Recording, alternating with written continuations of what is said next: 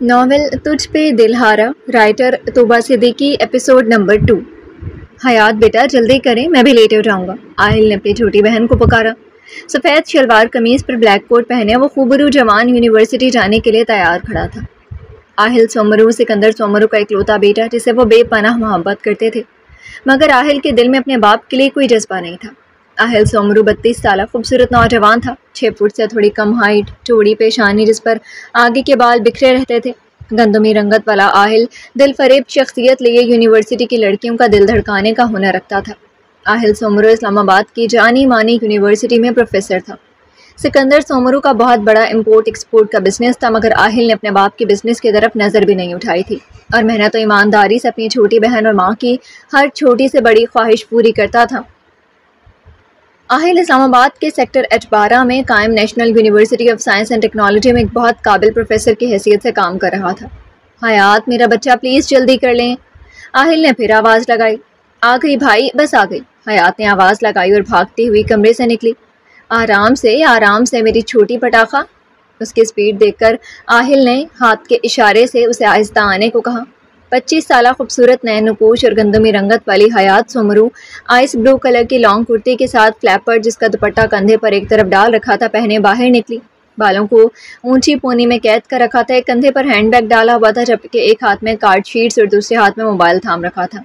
हयात सोमरू अपने भाई की तरह मेहनती और खुददार थी।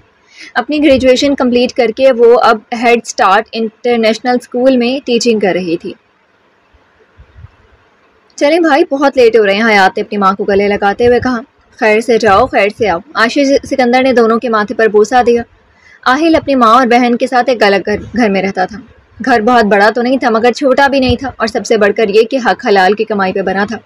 आयशा सिकंदर को उनके बाप ने उनकी जायदाद में जो हिस्सा बनता था वो दे दिया था और कुछ अपना गोल्ड बेचकर उन्होंने एक सोसाइटी में ज़मीन खरीदी थी जिस पर आहिल ने दिन रात मेहनत करके 200 गज का खूबसूरत बंगला तैयार करवाया था। काफ़ी अर्सा उन्होंने किराए के धक्के खाए थे मगर आहिल की दिन रात की मेहनत और आयशा की दुआओं ने उनके दिन फेर दिए थे। आहिल ने हयात के लिए फ्रंट डोर खोला तो वो मुस्कुरा कर बैठी। आहिल को भी जल्द से जल्द यूनिवर्सिटी पहुंचना था।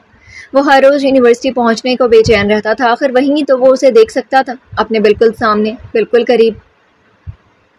इस दिलनशी हसीना को देखने का इख्तियार था तो उसे बस क्लास में ही था। वो जो रोज़ाना आहिल सोमरू के सामने फ्रंट सीट पर अपनी पूरी मासूमियत लिए बैठती थी, इस बात से बिल्कुल अनजान कि उसकी हसीन आंखों ने आहिल सोमरू के दिल का क्या हाल कर दिया था। हयात को स्कूल ड्रॉप करके आहिल यूनिवर्सिटी के लिए निकल गया था। वो उस हसीन लड़की को देखने के लिए बेताब था जिसने पहली नज़र में ही आहिल के दिल में हलचल मचा दी थी। मिन्हा यूनिवर्सिटी गेट से एंटर हुई तो कई नज़रें उसकी तरफ उठी थी। फुल ब्लैक कलर का बुर्का पहने, साथ में वाइट ब्लैक कलर का स्कार्फ लिए, वो अपनी खूबसूरती समेटे बहुत दिलों को बेचैन कर जाती थी। मेकअप से पाक पुरकशिश चेहरा जो स्कार्फ में लिपटा हुआ था, दूधिया रंगत ऐसे कि नाखून मारो तो खून निकले। वो हमेशा बुर्का पहने रखती थी मगर उसके चलने और बात करने के अंदाज से उसकी शख्सियत और वक़ार का पता बखूबी लगाया जा सकता था। वो बिलाशुबा बहुत खूबसूरत थी मगर सबसे हसीन थी उसकी आंखें, हेज़ल ग्रे आंखें जो उसके कपड़ों के रंग के साथ साथ शेड बदलती थी। इसमें कोई शक नहीं था, कुदरत ने उसकी खूबसूरत आंखें बहुत फुर्सत से बनाई थी।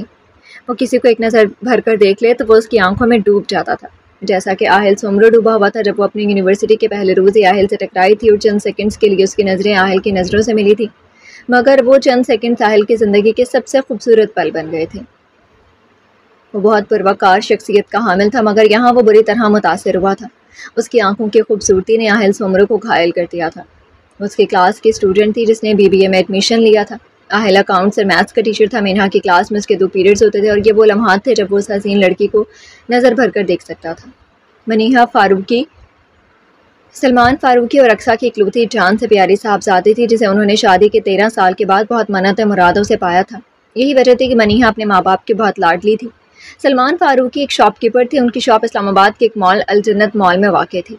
सलमान साहब बहुत अमीर नहीं थे मगर फिर भी उनका अपना घर था और वो अपनी बीवी और बेटी को एक अच्छी ज़िंदगी दे रही थी। 20 साल मनीहा नाज़ों में पली बढ़ी थी। बहुत ज़हीन और काबिल होने की वजह से वो हमेशा ही टॉपर रही थी और यही रिवायत उसने यूनिवर्सिटी के फर्स्ट सेमेस्टर में भी कायम रखी थी। उसका मकसद एक कामयाब बिजनेस वुमेन बनना था। वो चाहती थी कि अपने माँ बाप को एक बहुत बेहतरीन ज़िंदगी दे सके। उसके बाबा जान ने हमेशा से बहुत मेहनत की थी और उसकी पढ़ाई पर कभी कोई कॉम्प्रोमाइज़ नहीं किया था। उन्होंने उसे अच्छे स्कूल और कॉलेज से तालीम दिलवाई थी और अब भी उसे एक बेहतरीन यूनिवर्सिटी में दाखिला दिलवाया था। इसलिए वो चाहती थी कि वो पढ़ लेकर एक बेहतरीन बिजनेस वुमेन बने ताकि उसके बाबा को और मेहनत ना करनी पड़े। ये अलग बात थी कि उसका ये मकसद कभी पूरा ना हो सकता था और ये बात वो अच्छे से जानती थी। मनीहा अपनी क्लास में दाखिल हुई तो कई नज़रें उसकी तरफ उठी, मगर सबको नज़रअंदाज करती वो फ्रंट सीट पर बैठ गई। क्लास में मौजूद 2-3 लड़कों ने उससे बात करने की कोशिश की थी, मगर वो नो लिफ्ट का बोर्ड माथे पर सजाया ऐसे बन गए जैसे वो उन्हें देख ही ना रही हो। लड़कियों से भी उसने बातचीत सिर्फ सलाम दुआ की हद तक रखी हुई थी, क्योंकि उसके मुताबिक वो यहाँ सिर्फ पढ़ाई के लिए आई थी। अगर वह दोस्तें बना लेती तो उसका ध्यान पढ़ाई से हटकर और भी कई चीज़ों की तरफ लग जाता, जो मनीहा बिल्कुल नहीं चाहती थी। उसकी क्लास में सिर्फ एक ही दोस्त थी। आहिल का मनीहा की क्लास में 2nd और 4th पीरियड होता था, मतलब अभी उसे अपनी हसीन लड़की को देखने के लिए 1 घंटा और इंतज़ार करना था, और ये 1 घंटा हमेशा की तरह आज भी आहिल पर भारी पड़ रहा था। शबाना कॉलेज के ऑडिटोरियम से बाहर निकली। सेमिनार बहुत अच्छे से हो गया था। बालाज शाह की वजह से उन्हें हर जगह जो इज्जत दी जाती थी वो देखकर हमेशा उनकी आंखें नम हो जाती थी। उनका प्यारा बेटा कितना लायक था, ये देखकर उन्हें बहुत खुशी होती थी। वो बाहर निकलकर अब्दुल्ला की तरफ आ रही थी, तभी उनका पैर मुड़ा, मगर इससे पहले कि वो गिरती नाजुक हाथों ने उन्हें थामा। आंटी आप ठीक हैं? आपकी लगी तो नहीं? सरीशा ने फिक्रमंदी से पूछा तो शबाना मुस्कुराई। नहीं बेटा, मैं बिल्कुल ठीक हूँ, थैंक यू, तुमने मुझे गिरने से बचाया। शबाना ने सरीशा के सर पर हाथ रखकर कहा। इसमें थैंक यू कैसा, हमें हमेशा एक दूसरे की मदद करते रहना चाहिए। आप ठीक हैं, बस यही बहुत है, सरीशा ने मुस्कुरा कर कहा तो वो भी मुस्कुराई। ये प्यारी सी खूबसूरत लड़की जिसने स्कार्फ चेहरे की गिर लपेटा हुआ था, मगर उसका चेहरा बहुत पुरौनक था, शबाना को बहुत प्यारी लगी। खुश रहो बेटा, अल्लाह ताला तुम्हारे नसीब अच्छे करे। शबाना ने दिल से दुआ दी। मैडम आप ठीक हैं? अब्दुल्ला ने उनके सामने खड़े होकर पूछा। मामू जान, सरीशा ने खुशी से चहकते हुए कहा। सरीशा को देखकर अब्दुल्ला साहब ने मुस्कुरा कर उसे अपने साथ लगाया और उसका माथा चूमा। अब्दुल्ला, ये तुम्हारी भांजी है? शबाना ने मुस्कुराकर अब्दुल्ला से पूछा तो उन्होंने फ़ख्र से मुस्कुराकर इस बात में सर हिलाया। जी मैडम, ये मेरी भांजी है ज़रीशा, मैंने आपको बताया था ना ये उसे इसी कॉलेज में पढ़ती है। अब्दुल्ला की बात पर शबाना ने दोबारा मुस्कुराकर उसके सर पर हाथ रखा। माशाल्लाह अब्दुल्ला, तुम्हारी भांजी बहुत प्यारी है। शबाना ने दिल से तारीफ़ की तो ज़रीशा भी मुस्कुरा दी। क्या पढ़ रही हो बेटा आप? शबाना ने सवाल किया, ना जाने क्यों वह ज़रीशा के बारे में जानना चाहती थी। आंटी, मैं FSC कंप्यूटर साइंस के 2nd ईयर में हूँ, ज़रीशा ने बताया तो उन्होंने इस बात में सर हिलाया। माशाल्लाह, खुश रहो बेटा। शबाना उसे दुआ देती गाड़ी की तरफ चल दी, क्योंकि ज़रीशा की भी क्लास का टाइम हो रहा था। अब्दुल्ला, तुम्हारी भांजी की क्या उम्र होगी और इसके वालिदैन तो ट्रेन एक्सीडेंट में चल बसे थे ना? शबाना ने कुछ सोचते हुए कहा। जी मैडम, ज़रीशा 5 साल की थी जब मेरी बहन बहनोई इस दुनिया से चल बसे थे। बाबा जान ही ज़रीशा को पाले, उसकी तरबियत की, मगर बाबा के इंतकाल के बाद से वो मेरी जिम्मेदारी है। माशाल्लाह 17 साल की है मेरी ज़रीशा, अब्दुल्ला ने बताया तो उन्होंने इस बात में सर हिलाया। इसकी शादी का क्या सोचे? शबाना के अचानक ऐसे सवाल पर अब्दुल्ला कंफ्यूज हुआ, मगर फिर संभल कर बोला। मैडम, मेरी बीवी तो चाहती है कि हम जल्द से जल्द ज़रीशा की शादी करके अपना फ़र्ज़ निभा दें, मगर आपको तो पता है कि अच्छे रिश्ते मिलना आसान नहीं है। अच्छे रिश्ते मिलना आसान नहीं है। मुझे जब कोई अच्छा रिश्ता नज़र आएगा मैं तभी अपनी बच्ची की शादी का सोचूंगा, क्योंकि मेरी बच्ची बहुत मासूम है, बहुत भोली है।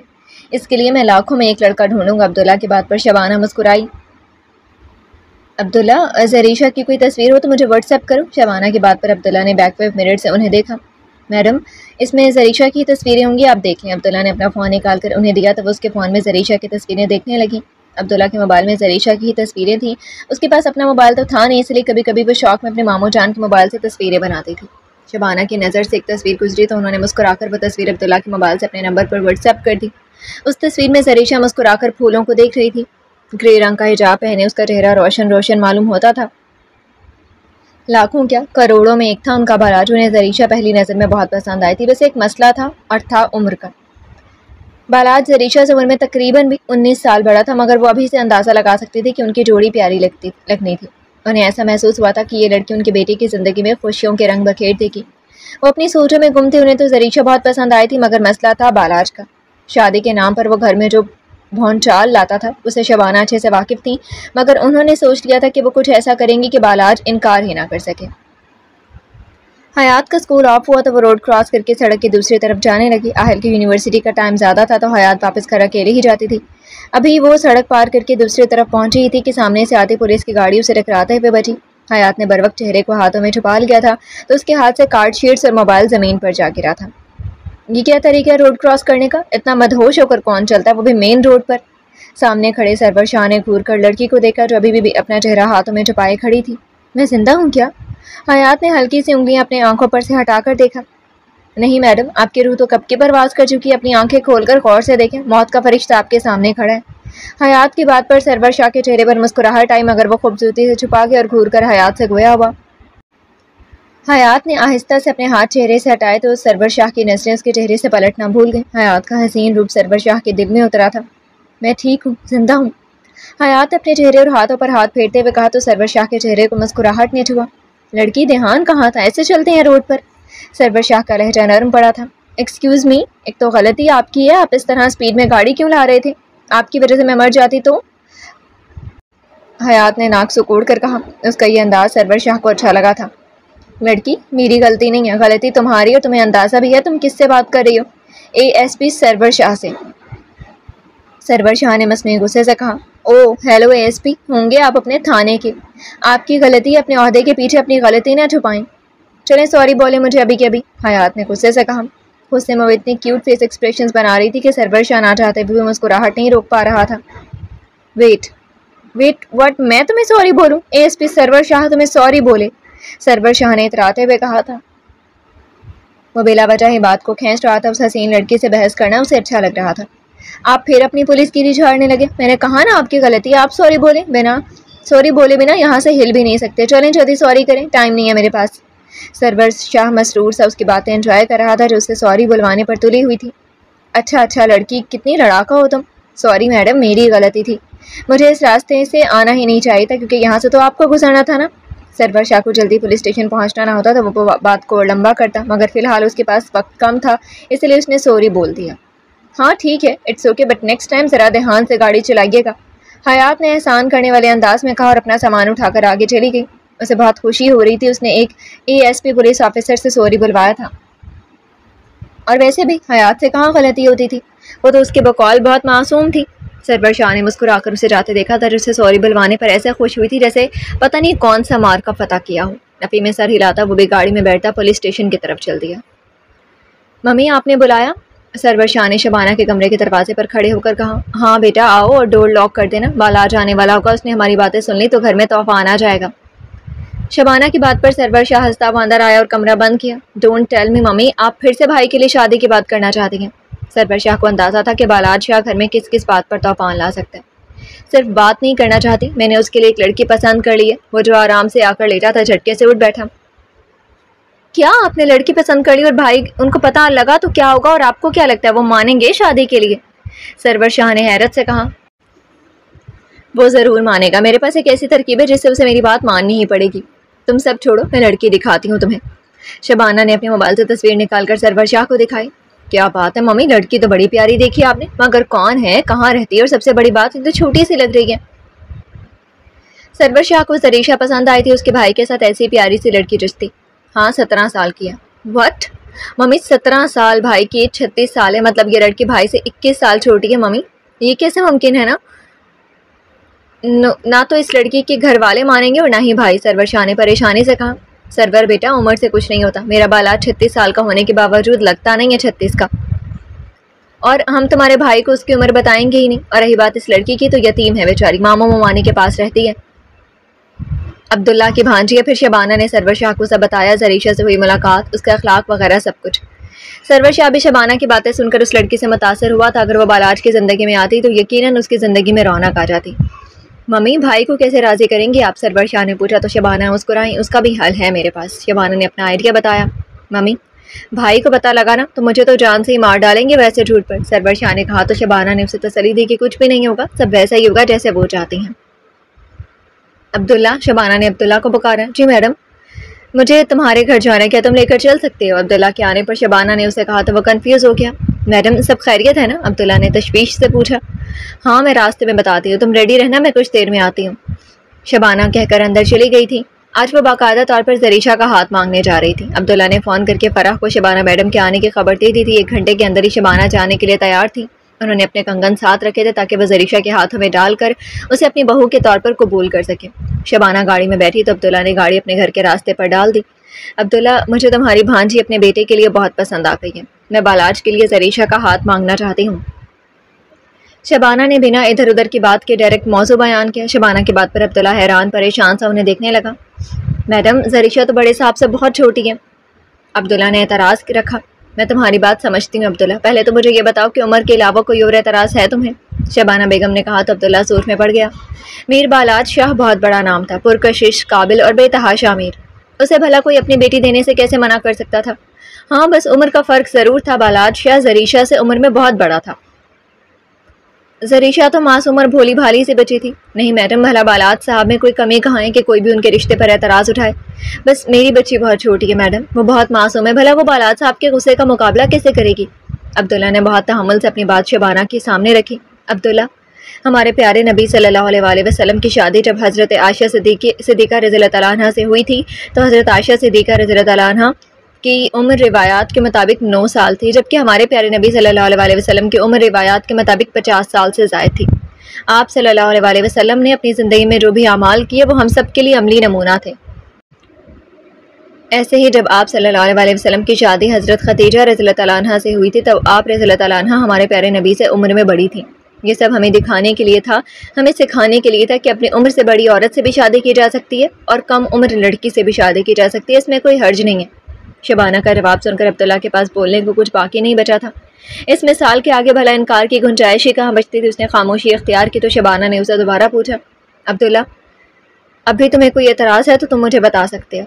नहीं मैडम, मुझे भला क्या एतराज़ होगा, आपने जो मिसाल सामने रखी है उसके बाद इनकार की गुंजाइश ही नहीं रहती, मगर मैं अपनी भांजी से ज़रूर पूछूंगा मैडम, अगर वो राज़ी हुई तो मुझे कोई एतराज़ नहीं है। अब्दुल्ला की बात पर शबाना के चेहरे पर मुस्कुराहट आ गई।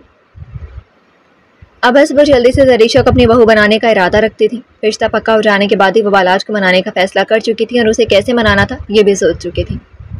अरे ज़रीशा, जल्दी हाथ चलाओ, वो आती होंगी। फरा किचन में उसके सर पर सवार होकर बोली, ममानी जान, सब हो गया, बेफिक्र है। ज़रीशा ने मुस्कुरा कर कहा, ठीक है ठीक है, जाओ तुम भी जाकर अपना हुलिया दुरुस्त करो। अच्छा नहीं लगता इस हुलिये में मेहमान के सामने जाना, वो भी क्या सोचेंगे हमने तुम्हें कितने बुरे हाल में रखा हुआ है। फरा ने उसकी हालत पर नज़र डालते हुए कहा, जी ममानी जान, नमाज का भी वक्त हो गया, मैं नमाज भी पढ़ लूँ। ज़रीशा कहकर अपने कमरे में चली गई। उसे शावर लेकर नमाज अदा करनी थी क्योंकि असर के वक्त का टाइम कम होता था, इसलिए वह असर की नमाज अजान होते ही पढ़ लेती थी। ज़रीशा ने शावर लिया और नमाज अदा करने लगी। ऑरेंज कलर के कपड़ों में उसका चेहरा दमक रहा था। आइए आइए, अस्सलाम वालेकुम। फराह शबाना से बहुत खुश दिली से मिली तो शबाना भी आगे बढ़कर उनसे बगलगीर हुई। कैसी हैं आप? आज तो आपने हमारे गरीब खाने में आकर हमें इज्जत बख्श दी। फराह ने कहा तो शबाना मुस्कुराई। घर कभी भी गरीब खाना नहीं होता। जिस घर में हलाल की कमाई आती हो, खुशियाँ हो, मेहनत हो, वो घर कभी भी गरीब खाना नहीं होता। शबाना ने मुस्कुरा कर कहा तो फराह भी मुस्कुराई। फराह, ज़रीशा कहाँ है? अब्दुल्ला साहब ने सवाल किया। वो नमाज पढ़ रही है, असर का वक्त है ना, फराह ने कहा तो अब्दुल्ला ने इस बात में सर हिला दिया। अस्सलाम वालेकुम। शबाना फराह को भी अपने आने का मकसद बता चुकी थी और इसी सिलसिले में गुफ्तगू कर रही थी। तभी ज़रीशा सलाम करती कमरे में दाखिल हुई। वालेकुम अस्सलाम, आओ बेटा, यहाँ आओ। शबाना ने मोहब्बत से उसे अपने करीब बुलाया और फिर उसके माथे पर बोसा देकर उसे अपने साथ बिठा लिया। फराह और अब्दुल्ला दोनों को इस रिश्ते पर एतराज़ नहीं था, बस अब्दुल्ला साहब ज़रीशा की मर्जी जानना चाहते थे। शबाना ज़रीशा से बातें करने लगी, फिर फराह के इशारे पर ज़रीशा उठकर किचन की तरफ चली गई। फराह भी उसके पीछे किचन में गई थी। अरे ज़रीशा, तेरी तो किस्मत खुल गई। अरे वो शबाना मैडम अपने बेटे के लिए तेरा रिश्ता लाई हैं।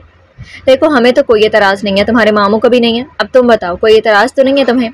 फराह अपनी ही धुन में उसे बता गई, जबकि ज़रीशा परेशान हो गई थी। मुआनी, रिश्ता, शादी, मगर अभी से मतलब क्यों, कैसे? ज़रीशा के अल्फाज उसका साथ नहीं दे रहे थे। उसे अंदाज़ा नहीं था कि कोई ऐसी बात भी हो सकती है, वो भी इतने बड़े घर से रिश्ता आना उसके वहमो गुमान में भी नहीं था। अरे बेटा, शादी तो एक दिन करनी ही है ना, और इतने अच्छे रिश्ते बार बार नहीं मिलते। तुम्हारे मामू और मैं तो बहुत खुश हैं, बस तुम्हारी रजामंदी चाहिए।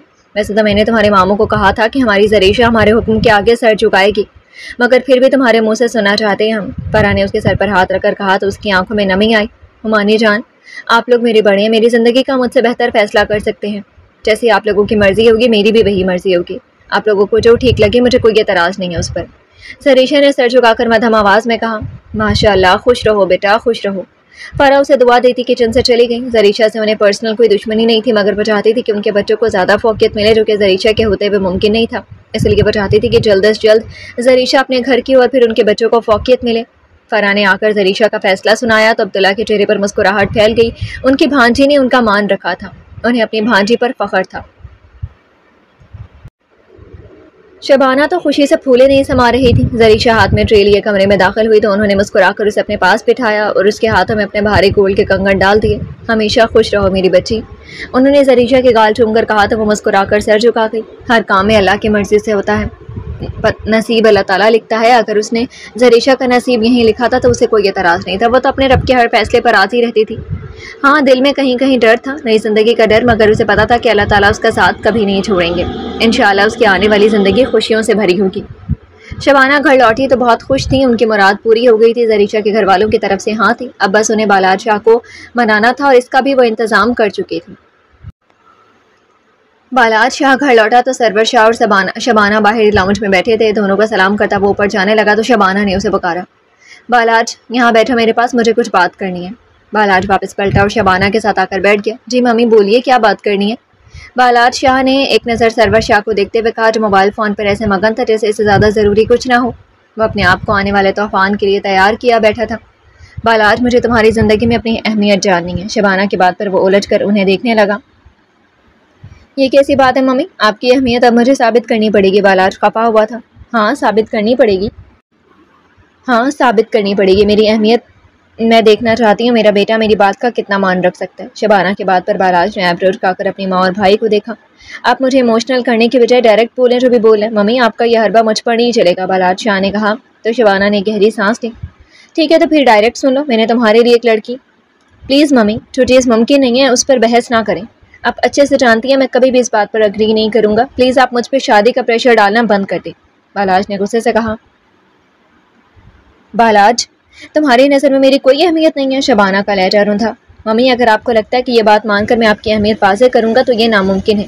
अगर आपको यही लगता है कि मेरी नज़र में आपकी अहमियत नहीं तो ऐसा ही समझ लें, मगर मैं कभी भी शादी के लिए नहीं मानूंगा।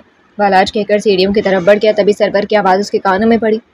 मम्मी मम्मी आप ठीक हैं? आंखें खोले मम्मी, सरवर शाह चिल्ला रहा था।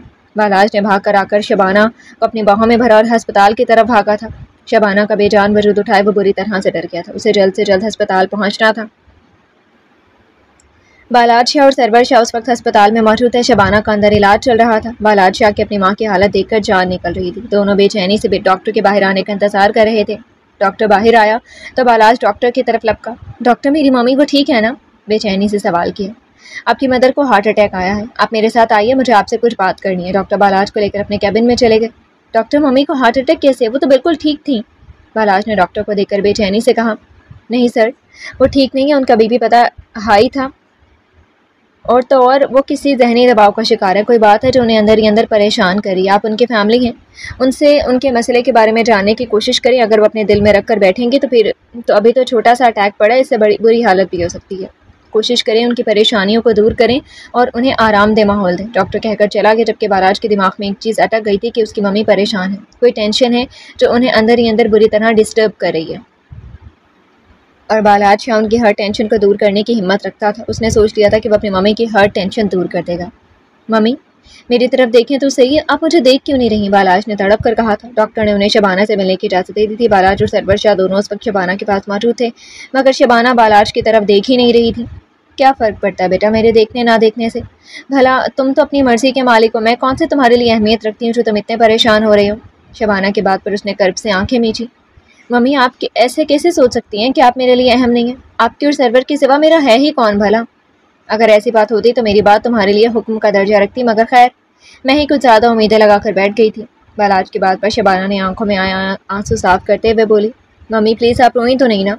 क्या हो गया आपको? प्लीज़ आप ऐसे परेशान ना हो। वैसे ही डॉक्टर ने कहा है कि आपको टेंशन से आपका बीपी भी बढ़ा हुआ है। प्लीज़ आप नहीं रोएं। बालाज ने प्यार से उनका चेहरा अपने हाथों में भरा तो वो आंखों में आंसू लिए बालाज को देखने लगी। अगर इतनी ही फिक्र है मेरी तो मान जाओ ना मेरी बात, शादी कर लो, मुझे इस फिक्र से आज़ाद कर दो। मम्मी आप क्यों नहीं समझ रही? मैं किसी की बेटी को तकलीफ नहीं देना चाहता। आप मेरी नेचर मेरी मसरूफियात जानती हैं। मैं किसी लड़की को खुश नहीं रख सकूंगा, क्योंकि क्यों मुझे गुनहगार करेंगे? मम्मी, बालाज ने नरमी से कहा। सब ठीक हो जाता है बालाज, जब तुम्हारी बीवी तुम्हारे साथ होगी तो तुम खुश रहने लगोगे। उसका वजूद तुम्हारे बेरंग ज़िंदगी में खुशियों के रंग बखेर देगा। वो बहुत अच्छी लड़की है बेटा, मैं यकीन से कह सकती हूँ, वो तुम्हें बहुत खुश रखेगी। शबाना ने भी समझाना चाहा। बालाज ने आंखें बंद करके अपना गुस्सा जब्त करने की कोशिश भी की थी। ठीक है, जैसे आपकी मर्जी, मगर आप मुझसे किसी तरह की उम्मीद मत रखिएगा कि मैं उसे खुश रखूँगा या उसे नॉर्मल लाइफ दूँगा। मुझसे शादी उस लड़की के लिए सिर्फ एक इम्तिहान साबित होगी मम्मी। मैं उसे खुश रखने के लिए आपको कोई गारंटी नहीं दूंगा। फिर भी आप उस लड़की की ज़िंदगी बर्बाद करना चाहते हैं तो शौक से करें, मुझे एतराज़ नहीं है। बालाज कहकर रूम से निकल गया। बालाज के जाने के बाद शबाना ने मुस्कुराकर सरवर को देखा। क्या बात है मम्मी, आपका आइडिया तो काम कर गया। सरवर ने कहा तो उन्होंने उसके सर पर चिपत लगाई। उन्हें कोई अटैक नहीं आया था, ना उनका बीपी हाई था। ये सब उन्होंने जान कर किया था। उन्हें पता था बालाज को मनाने का ये वाहिद तरीका है। वैसा करना नहीं चाहती थी, मगर वो भी मजबूर थी। आखिर कब तक अपने बेटे को अकेले घुट कर जीते देखती? बालाज शाह का गुस्सा 7वें आसमान पर था। अगर उसकी माँ की यह हालत ना होती तो वो कभी भी इस बात के लिए तैयार नहीं होता। वो जानता था वो किसी को प्यार नहीं दे सकता, खुश नहीं रख सकता, इसलिए वो हमेशा भागता रहा था शादी से। मगर आज वो मजबूर हो गया था, वो अपनी माँ को नहीं खोना चाहता था। इसमें कोई शक नहीं था कि उसकी ज़िंदगी में आने वाली लड़की ने अपने लिए इम्तिहान चुना था और अब देखना ये था कि वो इस इम्तिहान में कामयाब होती है या नाकाम, क्योंकि मीर बालात शाह को अपनी तरफ राग़िब करना नामुमकिन वाली बात थी।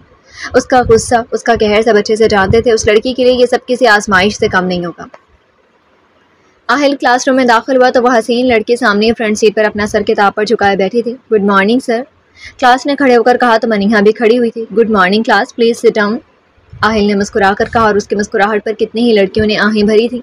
सबकी नज़रें आहिल पर थी और आहिल की नज़रें बार बार मनीहा पर उठती थी। ओके क्लास, कल जो मैंने टॉपिक पढ़ाया था उसमें किसी को कोई कन्फ्यूजन है तो वो मुझसे अभी पूछ लें, फिर हम न्यू टॉपिक स्टार्ट करेंगे। आहिल ने पूरी क्लास को देखकर कहा तो 1-2 लड़कों और 6-7 लड़कियों ने अपने हाथ खड़े किए। हैरत का झटका उसे ये देखकर लगा कि आज पहली बार उन 6-7 लड़कियों में मनीहा भी शामिल थी। ओके, मैं सीट बाय सीट सबके पास आता हूँ, आप लोगों को जो भी समझ नहीं आया वो ओपन करके रखें। आहिल कहता हुआ पहले लड़कों के पास गया, उसके बाद लड़कियों के पास, वो मनीहा के पास आखिर में आया था। जी मनीहा, बताएं क्या समझ नहीं आया आपको? आहिल ने नर्म लहजे में कहा, सर ये फॉर्मूला प्लीज़ आप मुझे दोबारा समझा दें, कल मेरे सर में बहुत दर्द था तो मैं लेक्चर पर सही से फोकस नहीं कर पाई थी, अब मुझे समझ ही नहीं आ रहा है कुछ। मनीहा ने अपनी परेशानी सामने रखी। ओह अच्छा, अभी ठीक है आप? आहिल ने फिक्रमंदी से पूछा। ये बात वो कल ही नोट कर चुका था कि मनीहा का लेक्चर पर सही से ध्यान नहीं था, मगर उसने उससे कुछ नहीं पूछा था। जी सर, अब मैं ठीक हूँ, मनीहा ने कहा तो उसने इस बात में सर हिला दिया। ओके मनीहा, ये टॉपिक तो लॉन्ग है, अभी समझाने बैठा तो क्लास मिस हो जाएगी, आप फ्री पीरियड या लंच टाइम में स्टाफ रूम में आकर ये सवाल समझ लीजिएगा। ओके, आहिल ने कहा तो मनीहा ने हामी भरी। आहिल लेक्चर में मसरूफ़ हो गया, जबकि मनीहा का भी सारा ध्यान लेक्चर पर था। आहिल बहुत अच्छा टीचर था और मनीहा उसके दिल से बहुत इज्जत करती थी, मगर वो तो आहिल के जज्बात से बिल्कुल बेखबर थी। आहिल जल्द ही मनीहा की डिटेल्स लेकर उसके घर रिश्ता भेजने का इरादा रखता था और आज उसे पहली बार मनीहा से बात करने का मौका मिल रहा था। वो ये मौका हाथ से जाने नहीं दे सकता था। सरवर शाह अपने रूम के बाहर बने टेरेस में बैठा था। दिमाग में उस लड़की की बातें और चेहरा घूम रहा था जो उसके चेहरे पर मुस्कुराहट की वजह बना हुआ था। उसने अपने रिसोर्सेज के जरिए हयात की मालूमात लेने का फैसला किया था। अब बस उसे इंतजार था कि कब वो उस लड़की के बारे में सब जान सकेगा। जब हयात के हाथ से सामान गिरा था तब उसमें उसका एक रजिस्टर था जिस पे स्कूल का नेम प्रिंट था। इस वजह से सरवर शाह को पता करने में आसानी हो गई थी कि वो लड़की एक टीचर है। सरवर शाह की नज़रों में उसका चेहरा बस गया था। उसका अंदाज सरवर शाह को बार बार मुस्कुराने पर मजबूर कर रहा था। लंच टाइम में मनीहा अपनी बुक्स थामे स्टाफ रूम में आई, मगर वहाँ पहले से और भी टीचर्स मौजूद थे। मनीहा को देखकर आहिल फ़ौरन खड़ा हो गया। मेरी स्टूडेंट को मेरी हेल्प की ज़रूरत है, प्लीज़ एक्सक्यूज़ मी, आहिल कहता हुआ मुस्कुराते हुए स्टाफ रूम से बाहर निकल आया जहाँ मनीहा खड़ी थी। मनीहा, हम आपकी क्लास में ही चलते हैं, ठीक है? आहिल कहता हुआ आगे बढ़ गया, जबकि मनीहा उसके पीछे पीछे क्लास में दाखिल हुई। क्लासरूम खाली था। आहिल ने 2 कुर्सियाँ आमने सामने रखी और एक पर खुद बैठकर दूसरी पर मनीहा को बैठने का इशारा किया। मनीहा अपनी बुक संभालती कुर्सी पर बैठ गई और किताब खोलकर उसके सामने रखी। आहिल मनीहा को सवाल समझाने लगा। आहिल की नज़र बार बार मनीहा पर उठ रही थी, जबकि नज़रें झुकाए सवाल समझ रही थी। समझ आया? कोई कन्फ्यूजन? आहिल ने मुस्कुराकर सवाल किया तो मनीहा मुस्कुराई। No sir, thank you so much, ये मुझे समझ आ गया है, मनीहा ने कहकर किताब उठाई और अपना सामान पैक करने लगी। मनीहा, आपकी सिस्टर ने भी यहीं से पढ़ा है ना? आहिल ने उसे बिना सोचे सवाल किया, जबकि वो तो ये भी नहीं जानता था कि उसकी कोई बहन है भी या नहीं। नो सर, मेरी कोई सिस्टर नहीं है, ना कोई भाई, मैं इकलौती हूँ। अच्छा, आप यहीं करीब रहती हैं? आहिल ने दोबारा सवाल किया। नहीं सर, अलजन्नत मॉल है ना, उसकी बैक साइड पे रहती हूँ, मनीहा ने मसरूफ़ अंदाज में कहा। अलजन्नत मॉल काफ़ी अच्छा मॉल है और एरिया भी अच्छा है, आहिल ने कहा तो मनीहा मुस्कुराई और उसके हर मुस्कुराहट पर आहिल अपने दिल को बेकाबू होते महसूस कर रहा था। मेरे बाबा की शॉप है अलजन्नत मॉल में, मनीहा ने बताया तो आहिल ने तजस्सुस से पूछा, अरे वाह, किस चीज़ की शॉप है? हमें भी बताएं ताकि हम भी कभी उनकी शॉप पर जाएं, आहिल ने मालूमात लेनी चाहिए। बाबा की अबाया शॉप है, MF अबाया कलेक्शन। ओह अच्छा, सही से, चलें कभी चक्कर लगा तो अपनी मामा को लेकर ज़रूर जाऊँगा। आहिल की बात पर मनीहा मुस्कुराई और फिर उसे थैंक यू कहते क्लासरूम से बाहर चली गई। आहिल को उसके बाबा की शॉप का पता लग गया था। यही बहुत था, वो जल्द से जल्द उसके बाबा से मुलाकात करना चाहता था। मनीहा से दूरी बनाकर रखना उसके लिए मुश्किल होता जा रहा था, इसलिए वो जल्द से जल्द मनीहा को अपनी दस्तरस में लेना चाहता था। बालात शाह ने साफ कह दिया था कि वह शादी सिर्फ मम्मी के लिए कर रहा है, इसलिए किसी भी फजूल रस्म में नहीं पड़ना चाहता, डायरेक्ट निकाह किया जाए, इससे ज़्यादा की उम्मीद उससे ना रखी जाए। शबाना को भी एतराज़ नहीं था, बालात शादी कर रहा था, यही बहुत था। वो उस वक्त सरवर शाह के साथ जरीशा के घर मौजूद थी। यहाँ आने का मकसद निकाह की तारीख तय करना था। मैडम, इतनी जल्दी? मतलब अभी तो जरीशा के फाइनल पेपर्स भी नहीं हुए और अभी हमने इसकी शादी की कोई तैयारी भी नहीं कर रखी, ऐसे कैसे इसी हफ्ते निकाह होगा? फ़ारा और अब्दुल्ला दोनों ही परेशान हो गए थे, उन्होंने तो अभी शादी के लिए कोई चीज़ नहीं ली थी। अब्दुल्ला, फ़रा, मुझे सिर्फ ज़रीशा चाहिए और कुछ भी नहीं। तैयारियों की फ़िक्र आप लोग नहीं करो, वो सब हम खुद कर लेंगे। असल में बालाज बहुत मुश्किल से राज़ी हुआ है शादी करने के लिए। मैं नहीं चाहती ज़्यादा देर हो और वो अपना इरादा बदले, और ये उसी की मर्ज़ी है कि शादी बस सादगी से हो। निकाह और फिर रुखसती। शबाना ने कहा तो फ़रा और अब्दुल्ला ने एक दूसरे को देखा। मगर मैडम ज़रीशा की पढ़ाई। अब्दुल्ला साहब पढ़ाई की टेंशन मत लें। भाभी वहाँ जाकर भी अपने पेपर्स दे सकती हैं, बल्कि आगे भी पढ़ना चाहें तो शौक से पढ़ सकती हैं। भाई तो पढ़ाई लिखाई के मामले में बहुत सपोर्टिंग है, सरवर शाह ने कहा तो शबाना ने भी हामी भरी। ठीक है, फिर जुमे के मुबारक दिन रुखसती, निकाह और रुखसती रख लेते हैं, अब्दुल्ला ने कहा तो सबने हामी भरी और मुस्कुराकर एक दूसरे को मुबारकबाद दी। अरे मुझे मेरी भाभी से तो मिलवा दें, सरवर शाह ने कहा तो फ़रा मुस्कुराई। आलिया बेटा जाओ बहन को लाओ, फ़रा ने कहा तो आलिया मुँह बनाती उठकर अंदर चली गई। वो इस मामले में भी ज़रीशा से जल रही थी, क्योंकि उसकी शादी इतने अमीर कबीर लोगों में हो रही थी। जाओ बुलावा आया तुम्हारा, आलिया ने काटदार लहजे में कहा तो ज़रीशा कन्फ्यूज से अपना दुपट्टा दुरुस्त करती बाहर की जानिब चली गई। लो आ गई तुम्हारी भाभी, ज़रीशा को देखकर शबाना ने कहा तो सरवर ने नज़र उठाकर उस छोटी सी लड़की को देखा जो बिलाशुबा बहुत खूबसूरत थी। दुपट्टा सलीके से सर पर टेका हुआ था, पीच कलर के सूट में वो छोटी सी गुड़िया लग रही थी। अस्सलाम वालेकुम भाभी, सरवर शाह ने मुस्कुराकर सलाम किया तो उसने मुस्कुराकर सर को हिलाकर मध्यम आवाज़ में सलाम का जवाब दिया। मम्मी, मानना पड़ेगा आपकी चॉइस तो बहुत बेहतरीन है, माशाल्लाह भाभी तो बहुत अच्छी ढूंढी है आपने। सरवर शाह की बात पर सब मुस्कुराए, जबकि ज़रीशा का सर शर्म से उड़ चुका है। निकाह की डेट फिक्स हो गई थी, जुमे के दिन यानी 2 दिन बाद उसका निकाह था। उसने बालाज को नहीं देखा था, ना देखने की ख्वाहिश थी, क्योंकि उसे पता था उसके मामू जान ने उसके लिए बेहतरीन फैसला किया होगा। वो आने वाले वक्त के लिए दुआ को थी कि उसकी ज़िंदगी खुशियों भरी हो, उसे एक चाहने वाले नेक शौहर का साथ मिले, मगर वो तो जानती भी नहीं थी कि शादी के बाद तो उसकी आजमाइशें शुरू होनी थी। उसे एक ऐसे शख्स का साथ मिल रहा था जिसको देखने या जाने में कोई दिलचस्पी नहीं रखता था। मम्मी, आपकी बहू का कद ज़्यादा छोटा नहीं है, छोटी सी बच्ची लग रही थी, अगर भाई ने एतराज़ किया तो? सरवर शाह ने मुस्कुराकर कहा। तो अभी उसकी उम्र ही क्या है, 17 साल की तो वो है। और रही बात बालाज की, मैंने उसे फ़ोटो और डिटेल्स भेजे थे ज़रीशा के, मगर उसने देखना ज़रूरी नहीं समझा, इसलिए अब वो इनकार का हक़ नहीं रखता। शबाना की बात पर सरवर शाह ने मुस्कुराकर इस्बात में सर हिला दिया। उसे बहुत सारी तैयारियां करनी थी, आखिर उसके भाई का निकाह था और फिर भाभी के वेलकम की भी तो तैयारी करनी थी। सरवर शाह बहुत एक्साइटेड था, दूसरी तरफ शबाना भी बहुत खुश थी, उनकी सालों की आरज़ू पूरी होने जा रही थी, उनके बेटे की शादी थी। कहते हैं ना, जोड़े अल्लाह बनाता है और कोई भी उस वक्त तक नहीं होता जब तक अल्लाह की मर्जी ना हो। बालाज शाह का जोड़ा ज़रीशा के साथ लिखा था, तो भला उसकी शादी पहले कैसे हो जाती। हर काम अल्लाह के मुकर्रर करदा वक्त पर होता है और बालाज शाह की ज़िंदगी बदलने का वक्त आ चुका था।